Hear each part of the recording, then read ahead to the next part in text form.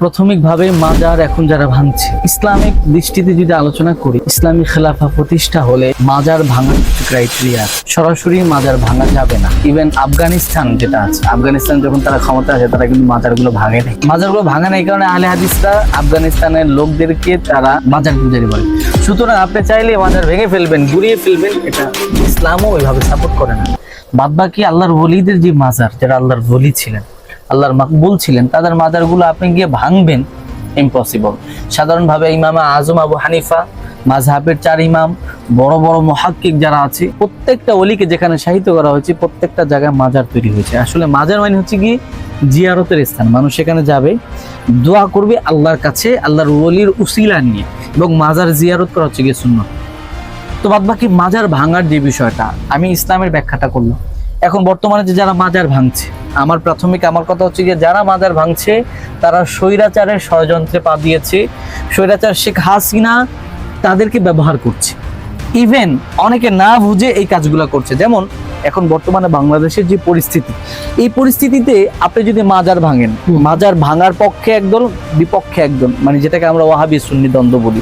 এখন ওয়াহাবি সুন্নি বাংলাদেশে যে দ্বন্দ্বটা তৈরি হবে, এটা কিন্তু ছোটখাটো দ্বন্দ্ব নয়, এটা আওয়ামী লীগ বিএনপির চেয়ে বড় দ্বন্দ্ব। এবং বাংলাদেশের মানুষ, আমরা ধর্মপ্রিয়, ধর্মের বিষয়ে আমরা অ্যাগ্রেসিভ বেশি। আপনি গিয়ে মাজার ভেঙে ফেলবেন, তাহলে দ্বন্দ্ব হবে যারা মাজারের পক্ষে। মাজার আপনি কেন ভাঙবেন? মাজার ভাঙার কোনো অথরিটি আপনার নাই। বাংলাদেশের রাষ্ট্রীয়ভাবে কাউকে মাজার ভাঙার অথরিটি দেওয়া হয় নাই, এবং বাংলাদেশে কোনো খেলাফত কায়েম হয় নাই। আপনি যে মাজার ভেঙে ফেলবেন, সম্ভব নয়। যারা মাজার ভাঙছে, প্রথমত বলবো যে এটা ক্রাইম হচ্ছে, এটা অপরাধ। বাদবাকি মাজার ভাঙার যে কারণগুলো, এগুলো নিয়ে আলোচনার দরকার। সেটা হচ্ছে মাজারে নেশাপান হয়, মাজারে পাগল ফকিররা মদ পান করে, নেশা করে, নৃত্য করে, খারাপ কাজ করে, মেয়ে নাচানাচি করে। এই যে কাজগুলো আল্লাহর ওলির মাজারে, এগুলো হারাম, খারাপ। এগুলো যারা করছে, এগুলোর সাথে যারা যুক্ত, এরা ভণ্ডামি করছে, মাজারকে প্রশ্নবিদ্ধ করছে। আমি যদি আপনাকে বলি যে ভাই আপনার হাতে মশা কামড়াইছে, হাতটা কি পুরো কেটে ফেলবেন? না, কেটে ফেলবেন না, কারণ আপনি মশাটাকে মারবেন। এখন মাজারে যারা ভণ্ডামি করছে, আপনি ভণ্ডদেরকে আপনি প্রতিহত করবেন, তাদেরকে আপনি ধরবেন। আপনি সেটা না করে আপনি মাজার ভাঙছেন। এত বড় স্পর্ধা এবং এত বড় সাহস আপনি কোথায় পেলেন? এটা অথরিটি আপনাকে দেয়নি, এবং এটা একটা ক্রাইম। বর্তমানে আমি নয়, অনেকে আমাকে গালি দিবে বা আপনাকে গালি দিবে যেন আমরা কেন মাজারের পক্ষে বলছি। বর্তমানে সব ওলামায়ে কেরাম, কওমি, জামাতি, হেফাজত, যত দল আছে সুন্নি, সবাই বলতেছে ভাই এই সময় আপনারা মাজার ভাঙবেন না। কারণ আপনারা যদি মাজার ভাঙতে যান, মাজার ভাঙা পক্ষে বিপক্ষে বড় একটা মানে গন্ডগোল তৈরি হবে বাংলাদেশে। গত কয়েকদিন আগে দেখলাম যে শাহপরানের মাজারে গন্ডগোল হয়েছে, এবং এই যে গন্ডগোল গুলো, প্রত্যেকটা গন্ডগোল যে তৈরি হচ্ছে, তৃতীয় পক্ষ সে তৈরি করে দিচ্ছে। তৃতীয় পক্ষ খোঁচা দিয়ে তাদেরকে গন্ডগোল লাগিয়ে দিচ্ছে, কারণ তৃতীয় পক্ষটা হচ্ছে স্বৈরাচারের দল। যেমন গোলাপ শাহর মাজারে ভাঙচুর হবে, এই নিউজটা প্রচার হচ্ছে, এটা নিয়ে আমি ভিডিও বানিয়েছি। নাগরিক টিভি এটা নিউজ করেছে, মিথ্যা একটা নিউজ করেছে। এই নিউজকে কেন্দ্র করে বাংলাদেশের সকল সুন্নি জনতা, মাজারপন্থী যারা আছে, সবাই লাখ লাখ মানুষ গোলাপ শাহর মাজারে এসে হাজির হয়েছে। এবং সেখানে যে তারা হাজির হয়েছে কারণ তাদেরকে প্রতিহত করবে, অথচ সেখানে মাজার ভাঙার কোনো ঘোষণাই দেওয়া হয়নি, কেউ ঘোষণা দেয় নাই। এটা কেন করা হয়েছে? যে এটা করে নিজেদের মধ্যে একটা দ্বন্দ্ব তৈরি করে, সুন্নি ওয়াহাবি বড় একটা দ্বন্দ্ব যদি তৈরি হয়, শেখ হাসিনা বলবে যে দেখো দেশের মধ্যে এখন খুব খারাপ পরিস্থিতি তৈরি হয়েছে, শেখ হাসিনা সরকার দেখে এখন বাংলাদেশ বিপদে পড়েছে। এই জন্য বাংলাদেশকে রক্ষা করার জন্য শেখ হাসিনাকে আবার স্বৈরাচারকে বাংলাদেশে ইন করতে হবে। এটা তাদের প্ল্যান, এবং বিপক্ষে যারা থাকে তারা এই প্ল্যান গুলা করে, এবং শেখ হাসিনা চাচ্ছে। এবং এটা সূত্র ধরেই শেখ হাসিনার যে চেলাবেলা আছে, ছাত্রলীগ, যুবলীগ বা আরো যারা আছে, এদিক সেদিকে ঘাপটি মেরে বসে আছে, তারা সেখানে কাজ করছে। বরং যারা মাজার ভাঙছে তারা শেখ হাসিনা স্বৈরাচারের ষড়যন্ত্রে পা দিয়েছে। আবার কথা হচ্ছে কি, মাজার নিয়ে আপনার আলোচনা আছে, সমালোচনা আছে। আপনি মাজারের পক্ষে থাকতে পারেন, বিপক্ষে থাকতে পারেন, কিন্তু সেটা আমি আপনি সমাধান করবো আলোচনার মাধ্যমে, কোনোভাবেই মাজার ভাঙার মাধ্যমে নয়। ইভেন আল্লাহর ওলির মাজার আপনি কেন ভাঙবেন? মাজারের মধ্যে ভণ্ডামি হয়, আপনি ভণ্ডামিকে প্রতিহত করবেন, তাদের বিরুদ্ধে মামলা করবেন, তাদেরকে আপনি ধরবেন, গিয়ে তাদেরকে জিজ্ঞাসা করবেন যে তারা কেন করছে। এতটুকু পর্যন্ত আপনার আইন আছে, এবং ইসলাম কোন সময় আইন হাতে নেওয়া সমর্থন করে না। আপনি আইন হাতে তুলে নিবেন, আপনি যারা তারা মার দিবেন, এটা ইসলাম সমর্থন করে না। ভাই মন্দির তো ভালো না, আমরা তো মন্দির পূজা সাপোর্ট করি না, কিন্তু আমরা গিয়ে মন্দির ভাঙতে পারবো?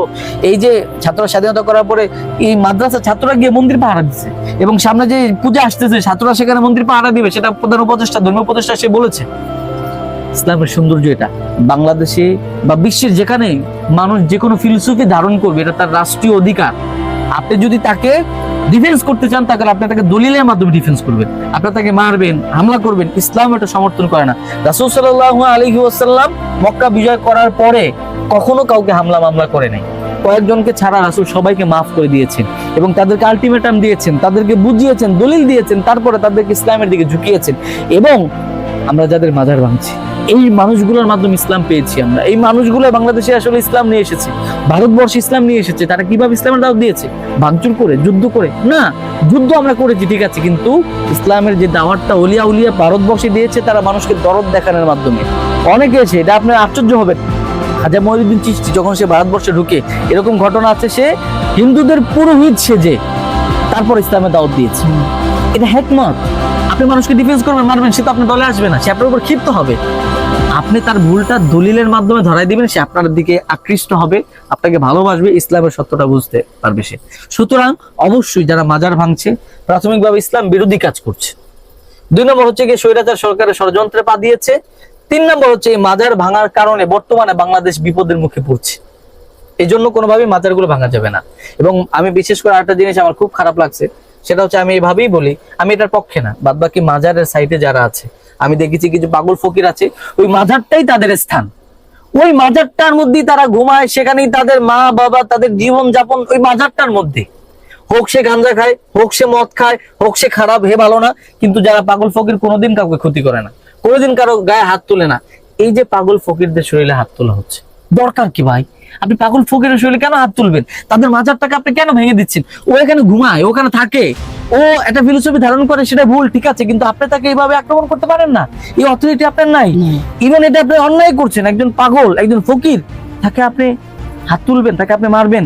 আমি একটা জিনিস দেখে খুব কষ্ট পেয়েছি, ভিডিওটা আপনি স্ক্রিনে দিয়ে দিবেন, যে পাগল ফকিররা রাস্তায় নেমে আসছে আন্দোলন করার জন্য। এটা কিভাবে? পাগল ফকিরদের আমরা তো কোনোদিন দেখি না এরা কোনো আন্দোলন সংগ্রামে, কিন্তু তাদের দেওয়ালে পিঠ থেকে গেছে, না পেরে তারা আন্দোলন করতে নামছে যে কেন মাজারগুলো ভাঙা হচ্ছে। তারা মাজারের ফিলোসফি ধারণ করে, আমরা তাদেরকে বুঝাবো, আমরা তাদেরকে মারবো না, কারণ ওই মাজারটাই তার সব।